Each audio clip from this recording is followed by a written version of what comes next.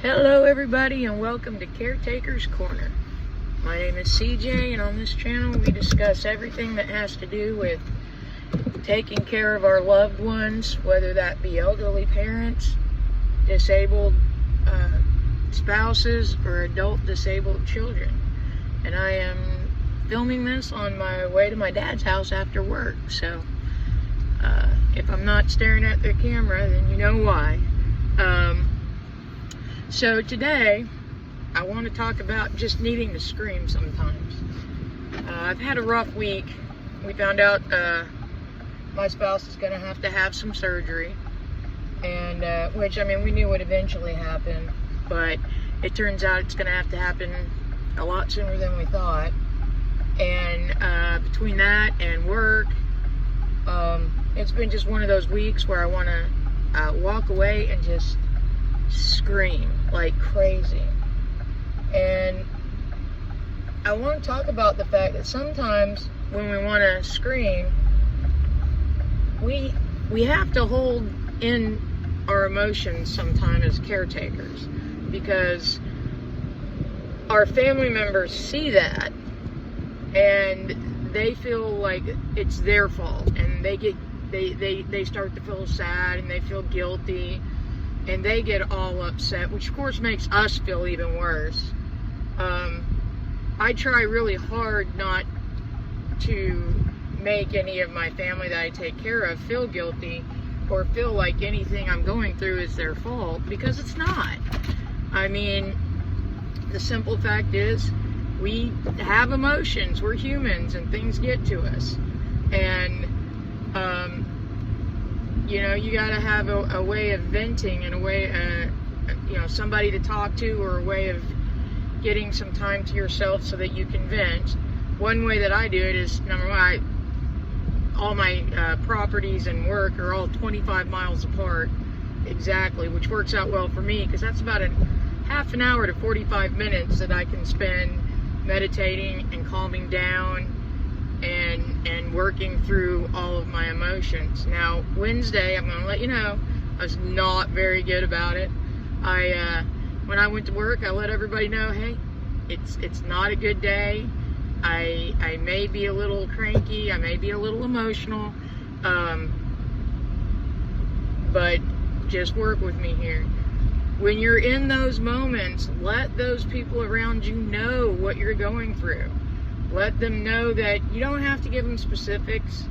I didn't give everybody specifics on Wednesday. I just told them I had some things going on. I had some feelings. And I let them know that it was going to be a tough day for me. And it was, and I managed to work through process a lot of stuff, feelings and emotions, plan of actions, and all of that on Wednesday. And when I got up on Thursday, I was 1,000% better. But we're going to have days when we're not 100% emotionally because of the stress we deal with. And it's not anyone's fault that we're under this stress. I mean, I love my family, and I do not blame them one bit for any bit of stress I'm under. It's not their fault. They can't help their position. You know, they have no condition over the fact that they've aged or that their body is not wanting to work for them. But it's really hard to get them to understand that. And some days you kind of just need it to be about you. And when you're a caretaker, you don't get those days. You have to make those days. So you have to make those moments. So, like I said, for me, I make those moments about when I'm driving from work to my house, to one of my houses. Like right now, like I said, I'm going to my dad's. And then every morning I get up early so that I can try and get a half an hour's worth of exercise in. And then on 2 days a week I have yoga. Oh, I love yoga, man. I try not to miss yoga. it helps out a lot. Exercise has really helped me out as a caretaker, to help me both physically and emotionally, to be able to handle the stress, and my body to be able to handle the stress, which has made a huge improvement to my life. So yeah, I get up extra early so that I can I walk the dog, and then I feed the dog, and I feed Barbara, and then I do my exercises before I get ready for work. And it's one of those things that's, like I said, it's just incredibly helped me out. Now, sometimes I'm still cranky.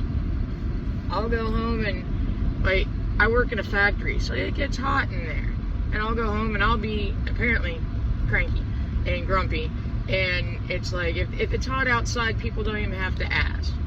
You know, if I'm grumpy, they just understand it has to do with the fact that I'm hot, nothing else. And nobody takes that personally when I do that. But if I'm just, something happens and I'm grumpy, now that, you know, everybody tends to internalize my emotions on themselves, and my emotions have nothing to do with them most days. I would say 99.99% of the time, my emotions have nothing to do with my family. And I don't tend to be grumpy a lot, or at least I don't think I do. My family might say differently, but I don't think I do. But when I am grumpy, I've asked them, and this is something you might want to do or think about doing, I've asked them to let me know when they think I'm being grumpy. So, you know, don't be mean or rude about it, but just go, hey, you're being a little grumpy. Because sometimes we don't realize that we're coming across as grumpy. We don't realize that we might have said something a little sharper than we meant to, because we're lost in thought and we just quickly respond to something. We don't realize that, well, alright, so like, Barbara tends to take things a little personally when it's, you know, nothing personal or against her was meant. And so I have to try and be careful about how I say things. And if I'm doing something else, I don't necessarily pay attention to what I'm doing. If I'm doing the dishes and she asks something, I will snap out and I won't even think about it. And it's like, I'm sorry, I didn't mean it that way. I really didn't.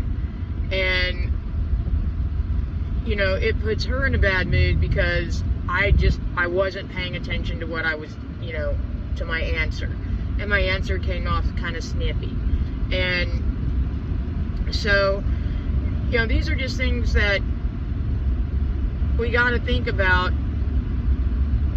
And then back to needing to scream sometimes. That's what taking a drive is really good for, because you can scream in a car and nobody hears it. Nobody but you. Well, okay, I'm driving in rural areas, so nobody hears when I scream. And sometimes the best thing you can do for your body is to scream and get it out of your system. Don't scream at your family. Get in your flipping car and go for a drive. If you live out in the middle of nowhere, walk further out in the middle of nowhere and scream. Get it out of your system. It works wonders for your stress level if you're just able to scream and get it out of your system. You know, hard exercise is another way of getting it out of your system. Meditation is another way. But like I said, nothing really beats a good old scream sometimes. So on that note, I hope you all have a great week. I'll see you next week. Don't forget to like, subscribe, and share. We're up to 21 subscribers the last time I looked, so I'm pretty happy about that.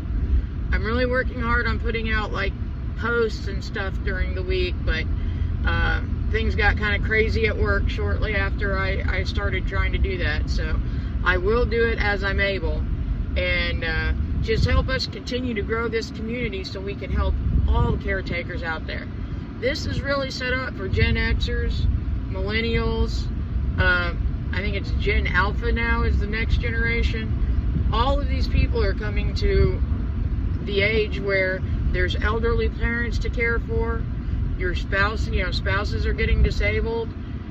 Accidents happen, disease happens, genetics happen, and then children with disabilities grow up and they can't leave home because they don't have the physical or mental abilities to be able to live on their own. And we're all in that age bracket. So there are millions of people out there that we can help out with this channel. So please, by all means, like, subscribe, and share. Comment in the comment sections.